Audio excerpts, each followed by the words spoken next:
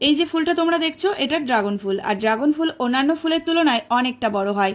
আর এই বড় ফুলের ঠিক গোড়ার দিকটাই কিন্তু তৈরি হবে ড্রাগন ফল, ঠিক যেখানটায় আমি আঙুল দিয়ে দেখাচ্ছি। আজকে আমার ছাদে অনেকগুলো ড্রাগন ফুল ফুটবে। তো চলো ফুলগুলো কিভাবে পরাগায়ন করি দেখে নাও। তবে অনেকবারই তোমাদেরকে তুলি দিয়ে পরাগায়ন করে দেখিয়েছি, তবে আজকে হাত দিয়ে বা হাতের আঙুল দিয়ে কিভাবে পরাগায়ন করতে হয় সেটা একটু তোমাদেরকে দেখাবো।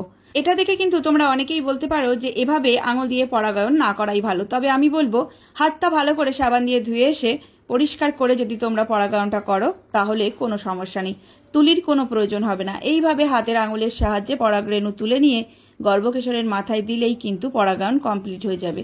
যে কোনো ফুলেরই কিন্তু পরাগায়নটা সাধারণত করে থাকে মৌমাছি, প্রজাপতি, পিঁপড়ে, এরকম বিভিন্ন কীটপতঙ্গ। তবে সন্ধেবেলায় যেহেতু ড্রাগন ফুলটা ফোটে আর পরদিন সকাল না হতেই নেতিয়ে পড়ে, সেহেতু বিভিন্ন কীটপতঙ্গের হাতে সময় খুবই কম থাকে এই ড্রাগন ফুলের পরাগায়ন করাটা। কারণ রাতের বেলায় মৌমাছি, প্রজাপতি বা বিভিন্ন কীটপতঙ্গ কিন্তু ফুলে ফুলে ঘুরে বেড়ায় না, শুধুমাত্র রাতের বেলায় পিঁপড়েরাই কিন্তু ড্রাগন ফুলের ওপর ঘুরে বেড়ায়। এই পিঁপড়ের কারণে কিন্তু কিছুটা পরাগায়ন হয়ে যায়, আর একদম ভোরের দিকে কিছুটা কীটপতঙ্গের সাহায্যেও পরাগায়ন হয়। তো সেটা একদমই যে খুব নিশ্চিত সেটা না, একটু অনিশ্চিত বলতে পারো।